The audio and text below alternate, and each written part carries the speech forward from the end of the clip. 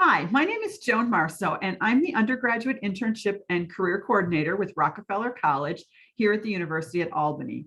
And in this role, I work with lots of students who are interning in legislative offices and other government settings. So I'm here today to talk with you about professionalism in government settings and help you get ready for your internship.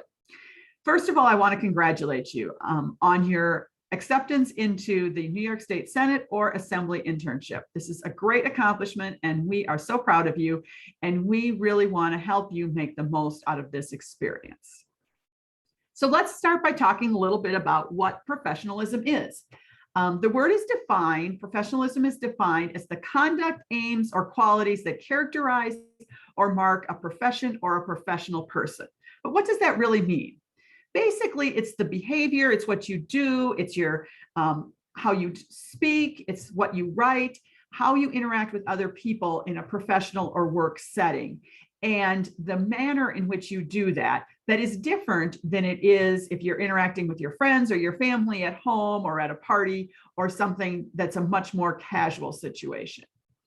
So let's talk a little bit more about what it means to act professionally and to present your best professional image. So let's talk about, who do you represent? So when you're in an internship, you really are representing a number of people. You're not just yourself. You of course do represent yourself, but you're also representing your office, the assembly member or senator that you work for, the other people in that office, and the university as a whole. Because you're an intern, people know that you're a student, so you're representing all of those people. And it's important to keep that in mind as you're interacting with people in your internship, whether it be coworkers, people from other offices, other senators or assembly members, constituents, all of the different people that you interact with. All of those interactions are part of how you're perceived in terms of your professionalism. So as you think about who you're representing, so if you're representing yourself, you want to think about, if you are looking to maybe work in government in the future, what you're doing now is going to have an impact on that. If you're looking to make good connections that'll help you in networking to find other positions in the future, or maybe get a good recommendation from your supervisor at the end of your internship, all of the things that you're doing now are going to reflect back on you, not only currently, but in the future. And they also reflect on your office and your assembly member or senator. You're not just representing yourself when you're working, you are part of a team. And as a result, everything you say or do is going to be construed as in part of what that team stands for as well. So it's a big responsibility. And then, of course, as you're a student, you still are representing the university and how interns interact and behave and perform at the Senate and Assembly reflects back on the university and can have an impact in the long run on other students getting that opportunity in the future. So you want to be sure that you're keeping all of those things in mind as you are going to your internship each day. You want to be sure you're acting maturely, discreetly, and responsibly at all times, and that you're courteous to everyone. All of those things kind of combine to help create a professional image in the workplace.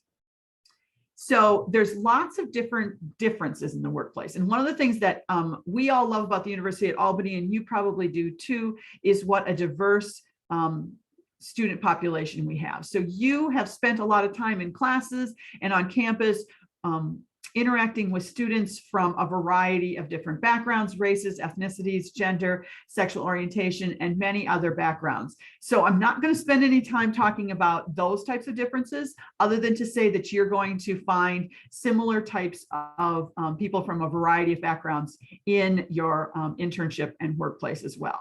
But there's two other types of differences that I think you might not have as much experience with, but that you are going to come into contact with a lot more in an internship at the New York State Legislature. First of all is age differences.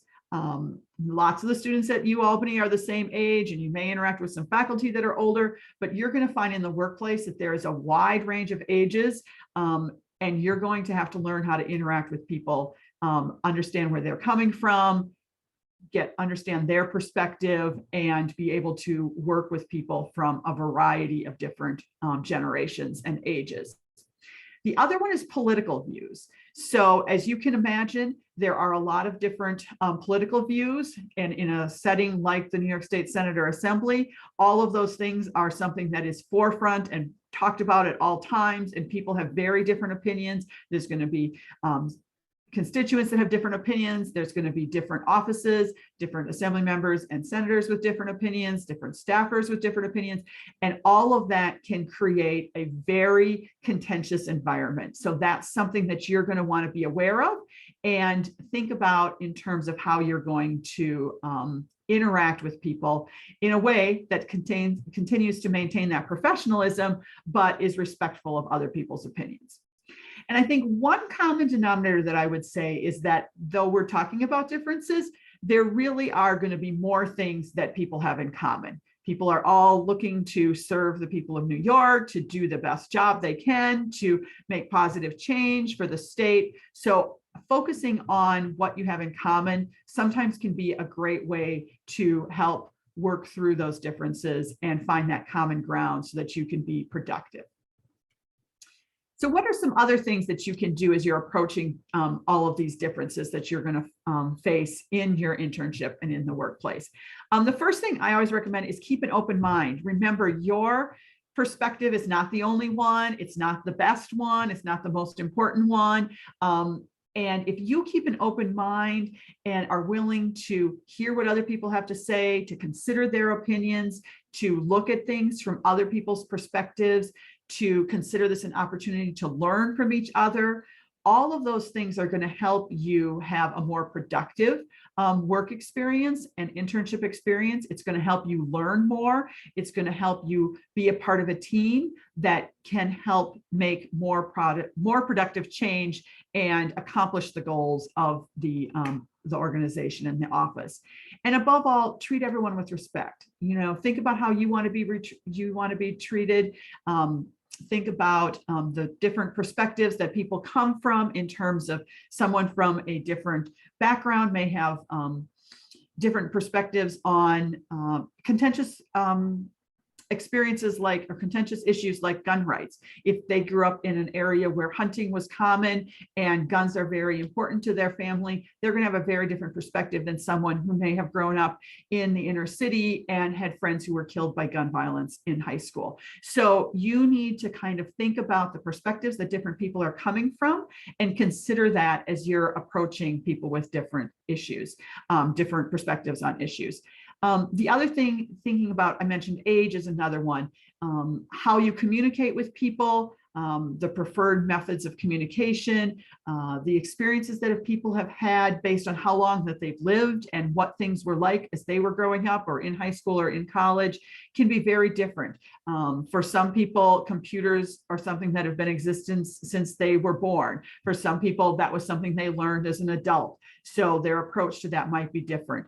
In terms of social media, in terms of just the pop culture, in terms of how global the world is now, different people grew up in different times and different places and can have very different perspectives on those things. So no matter what the differences are, if you're treating everyone with respect and keeping an open mind, trying to hear what people are saying and understand where they're coming from, what their perspective is, and approach that all as an opportunity to learn and grow yourself, I think you're going to find that it gets much easier to get to those commonalities and to work through those differences, and not just work through them, but to celebrate the differences and to embrace them in a way that's going to make the outcome of the group's work much more valuable in the long run.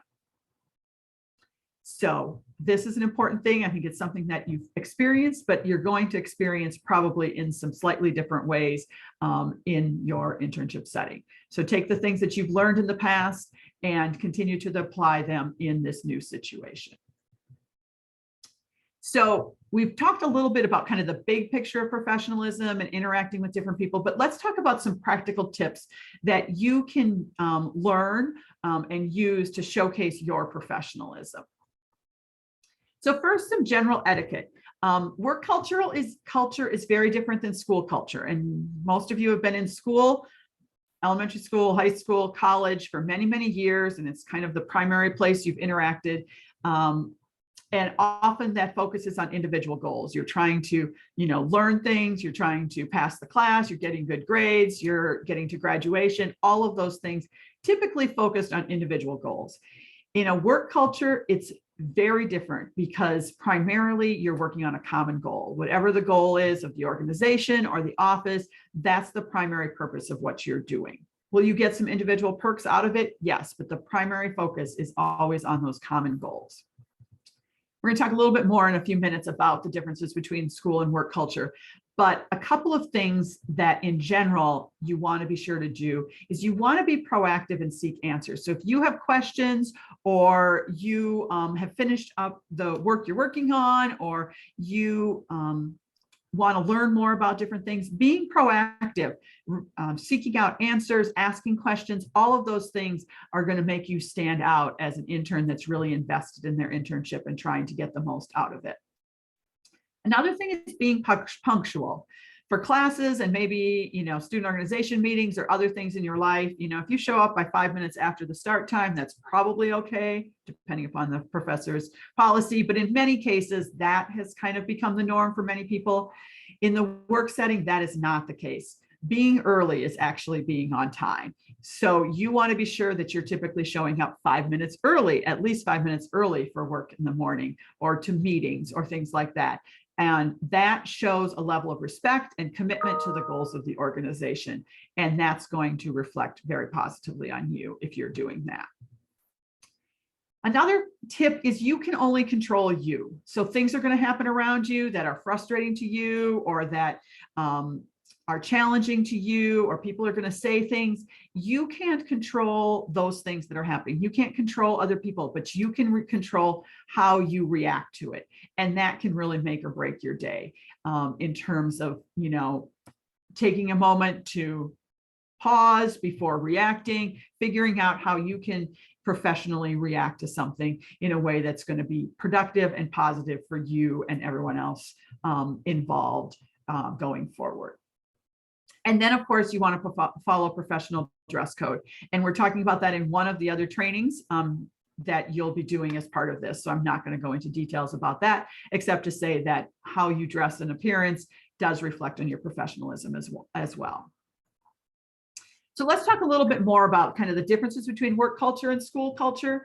So at the university, you're expected to abide by all of the community standards and regulations.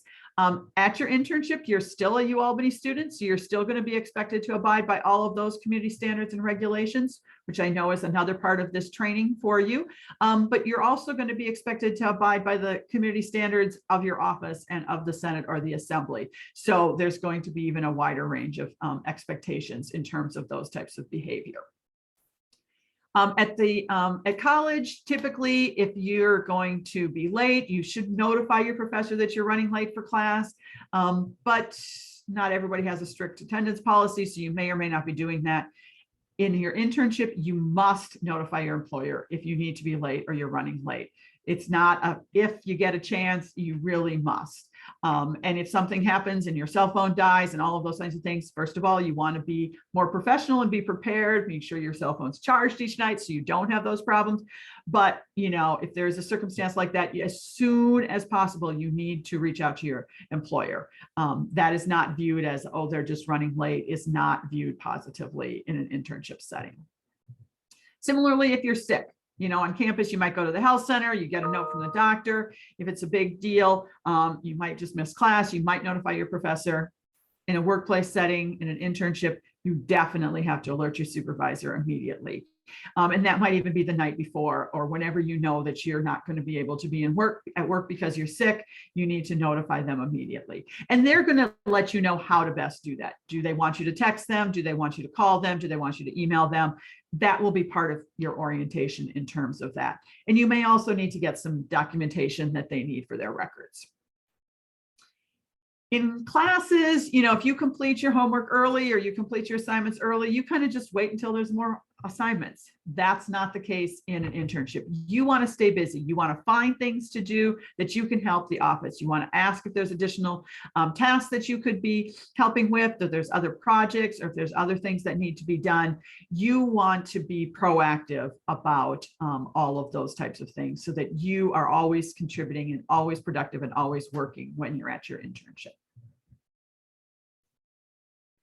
So let's talk a little bit about verbal communication. So communication is an important part of what you're going to be doing. You're going to be talking to people, you're going to be emailing, you're going to be writing to people.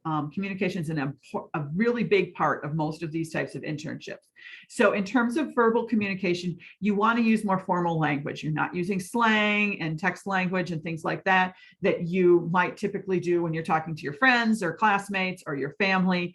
This is a professional setting, so you're going to always use more formal language. Now, does that mean it has to be like you sound like you're, writing an essay or a professional letter all the time when you're talking? No, but you'll kind of feel out the workplace setting and get a feel for what the norms are in terms of the kind of formal language that's used in your office. You always want to greet individuals, just like passing people in the hall, smiling and greeting people is always a great thing to be doing. If someone comes into your office, you want to greet them. You're not living in your little bubble, just wandering around doing your own thing. You're part of a team, you're part of a larger organization. So greeting people is an important part of that.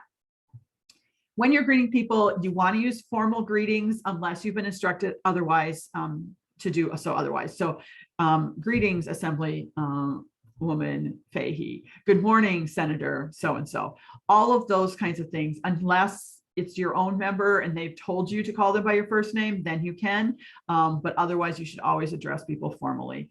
Even other staff members, you might call them Ms. Smith, Mr. Jones, until they tell you to address them differently. Particularly in your own office, they probably will have you be addressing other staff members by the first name. But when you're going to another office or talking to the chief of staff in another member's office, you would want to use formal titles and formal language when greeting them. And I already mentioned, swearing, slang, text language, all of those types of things, just not appropriate in the workplace. So that's just kind of a quick overview of verbal communication. Another main form of communication is going to be email. So I want to give you a little bit of guidance in terms of some email etiquette. Many of you use email on campus, and you may email professors or friends or things like that. And often we get really comfortable with people we know well, and our emails look a lot like text messages. But in a workplace setting, that is not appropriate. You're going to always have a greeting and the person's name. Dear, Mr. Smith. If you address them formally in person, then you address them formally, or if you don't know them, in an email. If it's someone that they've told you to call you by their first name, then you can say, Dear Mary, when you start an email to them. You always want to be sure there's no grammar or punctuation errors. That reflects negatively on you. It shows either that you don't have good grammar or punctuation, or that you just don't care to proof things, or you're careless, or you're, sloppy, and you don't want that to be the perception of your work. No text language or emojis, not necessarily appropriate in work emails. You want to keep your communication clear and concise. Bullet points are a great way to do that. You can use bullet points to kind of highlight the main key things you're saying in the email. And then you always want to have a closing with your name. And you can use a lot of different things, but you say best or regards or thanks, and then your name. You're also going to want to be sure that you have an email signature, and your office will probably help you when you start out. What's their norm? The email signature is going to have your name and phone number and email address, so that if people need to contact you or follow up from the email, they'll know how to do that, which member's office you work for, all of those things. And there probably will be a standard one for your office, and that you'll just set up so that's always included on every email. So that's kind of some basics. But then there's times where, there's kind of those questions. You get an email, you're not sure how to respond. So we've put together a few email scenarios that kind of go over some of the more some examples. It's certainly not everything that could come up, but some examples of some emails that might be a little more challenging that you're not sure how to respond to. And I've got some examples on how you might respond. And in general, this is going to help you kind of get a feel for what we mean by more formal language in an email response in a business setting. So one kind of tricky one is that kind of rambling non-ask. An email that's it's very long, got a lot of details. It's unclear as to what the sender is really after. And you need to respond. How do you respond? So here's an example of what you might say. Thanks so much for your email. Insert their name. There's a lot to think about here. In the interest of getting back to you promptly, could you help me understand exactly what you'd like me to assist with? So you've acknowledged their email. You've been pleasant and started it with a nice welcome. You have kind of pointed out your concern in terms of where you're struggling to get more information. And then you've asked a specific question in terms of how they can help you understand what they need, and then so that you can in turn help them. Another example, kind of the opposite, a context-less ask, where an email kind of wants you to make a decision or answer a question, but doesn't give you enough information or context to do so. So an example of how you could respond to that. Thanks so much for your email. Again, insert their name. Can you please give me a little more context on the situation here, and send over and then maybe tell them what data you need or things like that. And then once you send that over, I'd be happy to respond. So it gives you, again, you're letting them know what you understand, what you don't understand, and what they can do to provide you so that you can then take the next step in assisting them. And one last example is an email that might have a whole bunch of things in it. It's like kind of a laundry list. There's a lot of different information, maybe several questions, a number of action items they want you to take care to do. And it's going to take a lot of time to do all of that. And so you're not sure kind of where to start.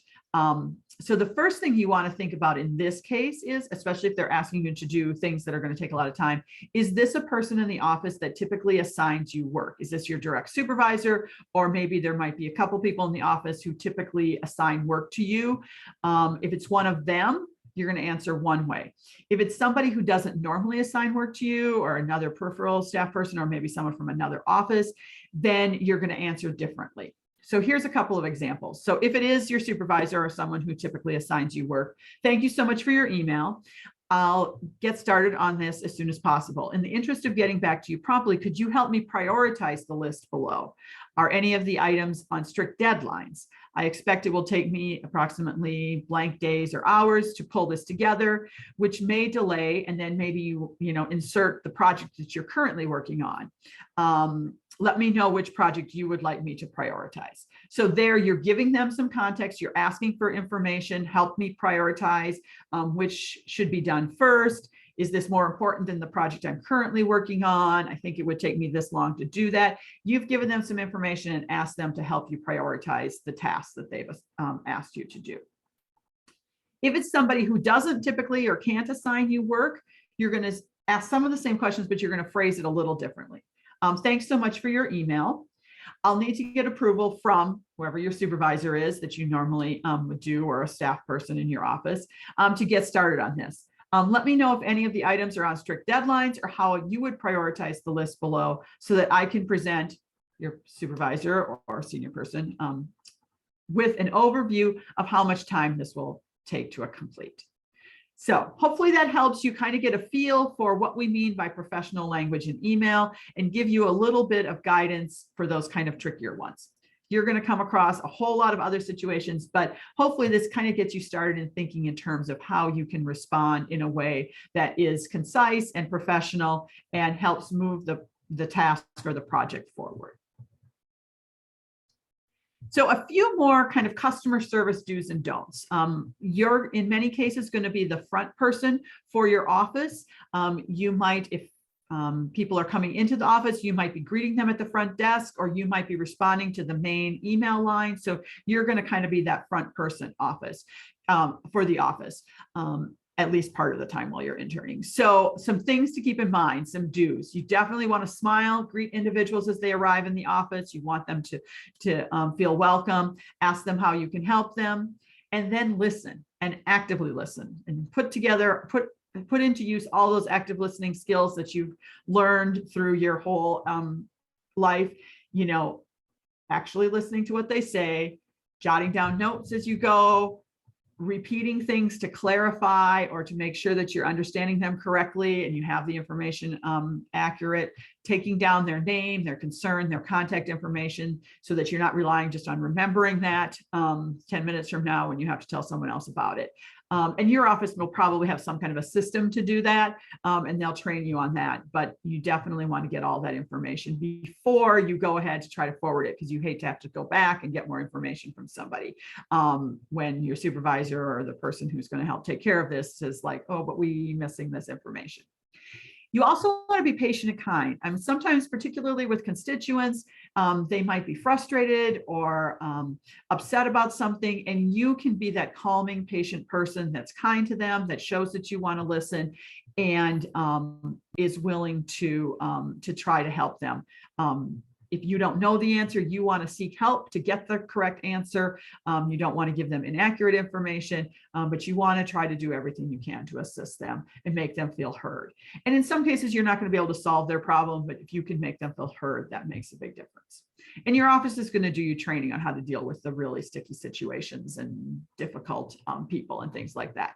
But these are just some basic customer service do's that you should keep in mind.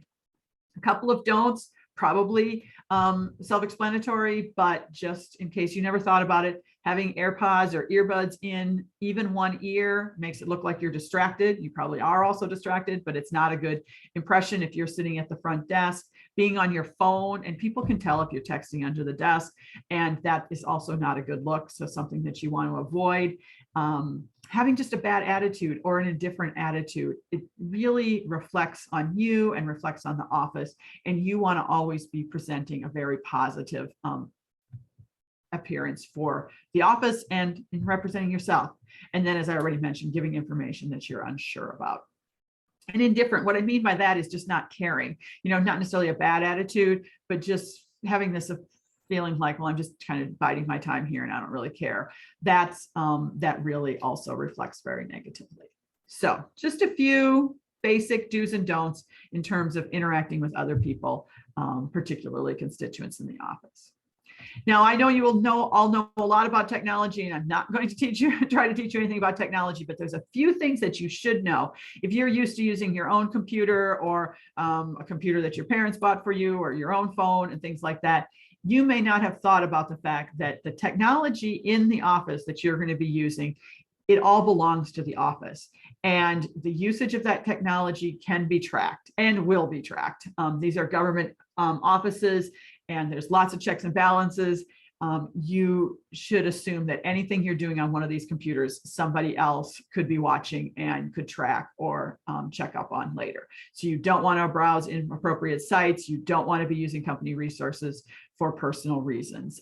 All of those things are going to not only reflect badly on you, but in some cases could result in termination, depending upon the circumstance. So just something that not everyone thinks about before they start working in an office, but it's not your technology. Everybody's watching what you're doing. So that's just some kind of basic tips to kind of get you started in terms of practical tips and kind of the big picture about professionalism. But the most important thing to keep in mind, the bottom line really, is you want to be sure that you're acting and behaving as professionally as possible at all times. And remember that your words and actions reflect on you, your office, and your university. So if you have any questions about this, you can certainly reach out to Casey, our campus liaison, or myself, or any of the other career counselors on campus. We're all here to help you get ready for your internship. And we know that you're going to do a fabulous job, and we can't wait to hear about your wonderful experiences.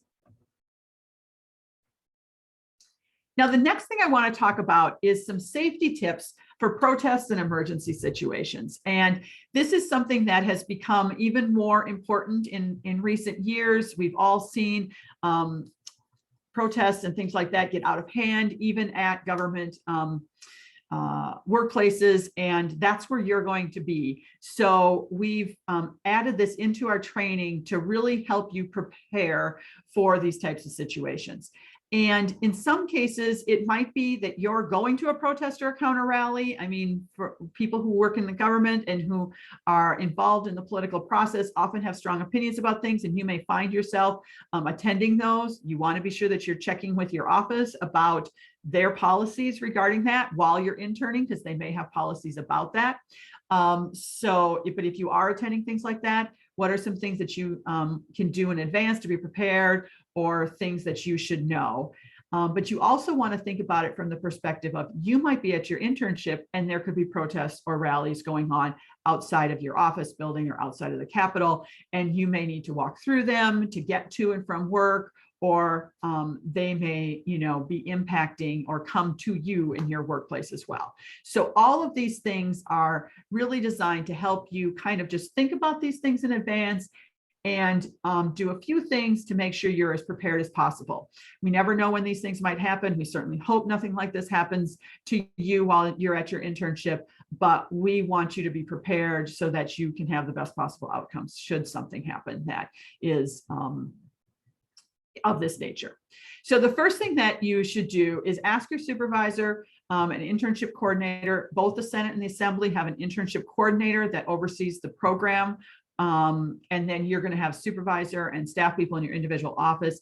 You want to be sure that you check with them for emergency protocols and recommended precautions for these types of emergencies. It'll probably be part of your training, but if you have additional questions, or if it's not, you want to be sure to ask those questions in the first few days that you start your internship. And they may provide you some written directions and things like that. That's something you want to review thoroughly and revisit periodically, just to keep it fresh in your mind.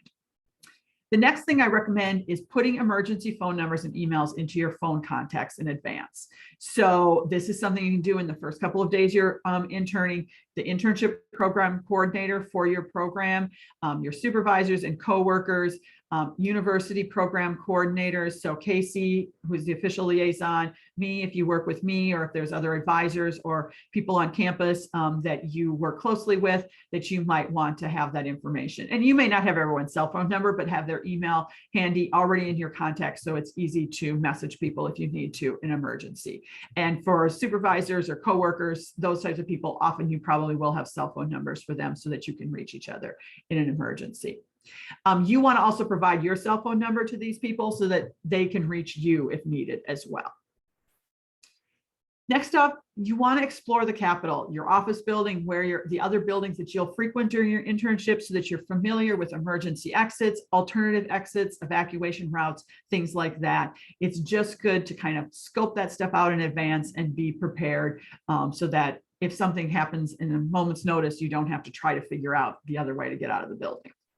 And then I would recommend, if you get an opportunity to attend an active shooter training, some of you may have already attended them, but they're designed not for a specific location or things like that, but they're designed to educate civilians on how to on things that they can do to protect themselves and other people around them in the case of an active shooter that might happen at a workplace or other places like that.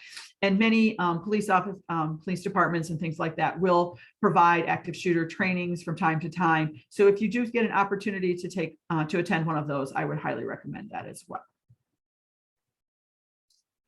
So some other things, whether you're attending a protest or a rally, or one comes to you while you're interning, some other things to keep in mind if something like that actually happens. Avoid entering areas that you cannot easily escape. So be sure you know where the exits are, and find a place to be that is that's going to be safe, and or that you can exit again should you need to.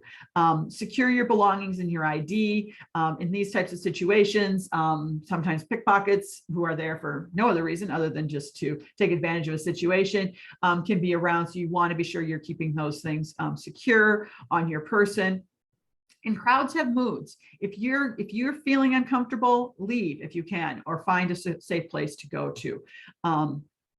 And be prepared for a long walk. And this probably is more if you're going to a protest, but again, if you're in an office setting, having shoes, if you can keep a pair of shoes at your desk, that's more comfortable in case you need it in an emergency. You also may need it just to do all the walking you might have to do as an intern, but preparing for those types of situations and the elements. If you do have to evacuate the building, grab your coat on the way out as well. Because if you end up being outside of the office for a long time, you're going to wish you had the coat. So just those types of things to keep in mind if you need to evacuate or if something like that happens. Remember, we're still in the middle of a pandemic, so following COVID protocols, wearing masks in large crowds, anything like that is always a good idea for your protection and the protection of others. Know your rights and responsibilities. You can get arrested. And I would say, even if you were at an internship and you were leaving and you got caught up in the crowd, sometimes in really volatile situations, the police take in everyone because they just don't know who is who initially. So be sure you know your rights and responsibilities should something like that happen. And whatever you're doing, whether you're attending a protest or you're at your internship and you're reacting to something like that's going on, just remember that anything that is happening, everyone's got cameras now on their phones. It could end up on the news, blasted all over social media, on the front page of the Times-Union. You want to act like anything that is happening, you would not be embarrassed, or other people would not be concerned if that was blasted all over social media, because you represent your internship cohort, your university, yourself. And I always my bottom line is don't do anything you wouldn't want your grandma to know about. So if you're not concerned about being blasted over social media, think about your grandma and how embarrassed she might be. So just keep all of those things in mind when you're in a situation like that can get very contentious or volatile, and you want to be protecting your safety and having a positive outcome for yourself and everyone else. Some other tips: go with friends, stay with co-workers, have a safe place to meet. If you're separated, your office may even have protocols around those types of things. Don't assume cell phones will work. When there's large crowds, often cell networks can get overwhelmed, and you may not be able to use your cell phone. Speaking of phones in an emergency, in the heart of an emergency, often putting your cell phone away is the best thing to do and focus on your safety. Social media posts and tweeting is not going to save your life or others. You don't want to panic or run. You want to, listen and walk to safety as best you can. And listen and look for a crowd manager or for security officers, police officers. They often, in these kinds of situations, there will be people who are trained in how to handle these situations, and they can help provide direction. And you want to listen to them and follow their instructions for your own safety and for the safety of everyone else. Respond to any communications from your supervisor, program coordinator, university officials as soon as possible. These things are going to make it on the news. And if we hear that that's happening, you may be getting some messages from your supervisor or program coordinators or university officials to check on you. Obviously, you want to wait till you're in a safe place. But once you're safe, you want to respond to those communications as soon as possible so that you let people know that you're safe. And you should contact appropriate people as well once it's safe to do so for assistance or to let them know you're safe or to figure out what the next best steps are in that certain situation. And I would again say supervisors, coworkers, internship program coordinators, and your parents at some point in time, you're going to want to let them know as well, because they may be seeing things on the news and be very concerned as well. So just some kind of practical tips to be thinking about should something like that happen. We certainly hope it won't, but it has in the past. We've had interns in situations where it was kind of dicey, and they, everything turned out fine and they were safe. But following these types of guidelines can really be sure that it's a positive outcome for everyone. And most importantly, be prepared, have a plan, focus on safety, and communicate with appropriate people when you're able. So again, if you have any questions about this any of these things that we're talking about, you can reach out to Casey, who's a campus liaison for our program, or to myself, or any of the other career counselors on campus. We can certainly help advise you and give you some more guidance on any of these things if you have additional questions. So thanks so much for listening to this training. You're going to have a few questions to follow up with, and I will see you in another section of the training a little bit later. Have a great day.